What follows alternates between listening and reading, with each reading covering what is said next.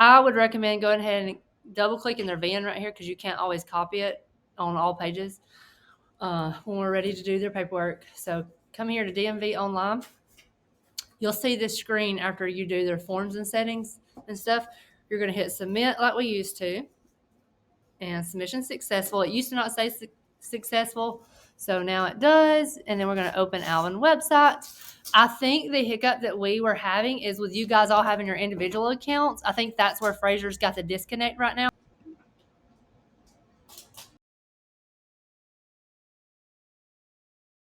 Here, this one page is really useless. Okay, you have to come over here to partner log on. This is what I was saying. Even though this is already logged on for me a while ago, just a pre-practice for y'all. You have to come up here, and then right here where it says designated agent and manage title applications, that's where we're going to go.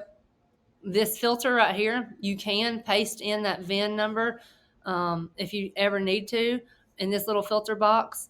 But from Frazer, this is where you're going to find them, where it says saved in progress. We're going to hit continue, and let me verify the last few of the VIN just to double check. Okay, so 0061. So that is it. 0061. Perfect. So we're going to hit continue. And this is the previous title issue date. I'm going to leave all that in there. I need the title like in my hand to do it because it may ask me some questions. Is the vehicle listed? Is this correct? This is existing vehicle found. So let me grab his title. What we're looking for is to make sure that's what actually says on the title right now. This is why they also said we cannot no longer do a title app if we don't have it in our hands, because if we submit it and it gets lost, even if like we call the auction, because they gave us that scenario, we call the auction and they give us all this information, but we actually don't have it in hand and it gets lost in the mail, then there's all kinds of hoops you have to jump through, fees that you have to pay for extra for lost titles and all this stuff. And it does read this random guy's name. Okay, so is the vehicle listed? Yes, and that is the previous owner. Okay, so existing vehicle, saying what is on that title now. And that's not my customer's name, obviously. Okay, I would leave this to toggle to this no, where it says vehicle details, because it's automatically doing from Frazer. Just hit next. A lot of it's going to be the next thing, just like we did on the other one. All right, so now this is my guy that's there now getting his vehicle. So just put no. Or you don't have to put no, it will be on there. Don't have to add an operator. Just hit next. Location, address. This is his address. It's on file. Let me look and see. 26. So again, I'm just double checking this all filling right because it's just a new program. So that is, do you have a different mailing address? I'm going to put no. This one you will need to change to no because it's going to come to us anyways. And who knows where they're going to be at in 3, 4, 5 years if, we get on up there. So this is something you do not ever have to change. Okay. Alabama dealer. We are a dealer. And again, this would have auto fed from Frazer. Again, a lot of auto feeding. This one, I have to contact them. This is our old address just down the road, but all you guys have to change is these 4 numbers. So we're 494. Okay. And it does want you to click verify address. I noticed that yesterday, and it is verified that is our address. I just don't know why it's feeding an old address, but it's okay. So change the address. Next. Okay. This is something that we have to do. There was a previous lien on it. Okay. So actually there was a repo. So this repo on this paper says 2/24/2020. Okay.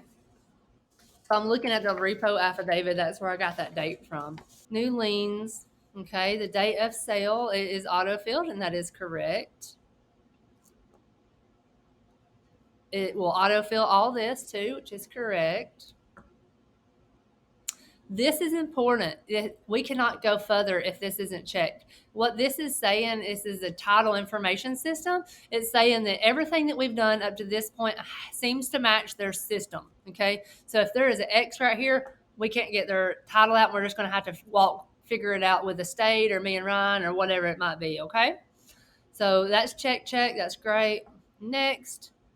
And these are those additional documents, just like when we've done stuff before. There's actually several here for his. So we have the Alabama title. Okay, set it to the side. The bill of sale, set it to the side. It says lien release, but I'm gonna do repo affidavit because it has a repo affidavit instead of lien release. So I'm gonna click right here in this blank space, and I'm just gonna start typing repo. That's what I need instead of the lien release, if that makes sense. All right, and then I have two dealer reassignment forms. Dealer reassignment form number 1, dealer reassignment form number 2. That's crazy. And then I had my repo affidavit, which I already clicked up here. So this lien release is going to substitute with this repo affidavit, okay? You guys will know that if you have these papers attached. So 1, 2, 3, 4, 5. So this way it knows what we're going to have to attach. We're going to hit next. Title application fee, yes, $15. If you see anything different than $15, we need to let Ryan know something's. All right, so this is that summary page that we used to have pop up before we hit print. Just make sure that you do have your lien holder here before we do anything. That's going to be huge because if it ever gets mailed to a customer, you could have a customer pawn the title. We have had that happen before. Confirm submission on Ryan's, since we're having to sign into his username directly from Frazer. All right, and we're going to hit submit. And it says your confirmation number. Okay, but now we can't print from here, which is why I don't, while we're doing this training, so you guys are not confused on where to go. Action Center. You have to go back to Action Center now, okay? Action Center, look for the last few of that VIN that we just did. You can see the date too, if that helps you guys. So you go to details, okay? And then to print your, and then under letters is where you will find the print button. And I'm going to go ahead and send 2 for you guys to the printer. But again, you may want to just make sure it has your lien holder, right here.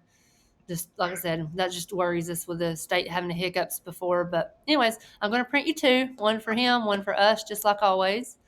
And then back on the DMV website, right here where it says documents, this right here, see this page? I think you can actually see it from the title information too, but you can this is where you go to upload the scanned in documents now. Okay, so I'm taking pictures of it like normal, like yep. these two? Yep, okay. So just for a little bit of a review on this one, you go right here to designated agent, manage title applications, and then you'll see this action center. You can always search by that VIN again if we needed to, like to upload the documents later.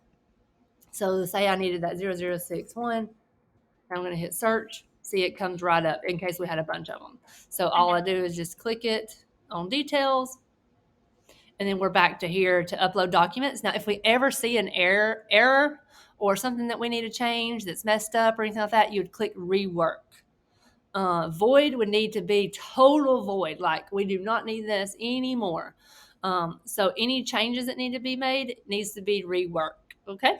But yeah, so that's it. Title information, documents, that page, and then letters is where you reprint.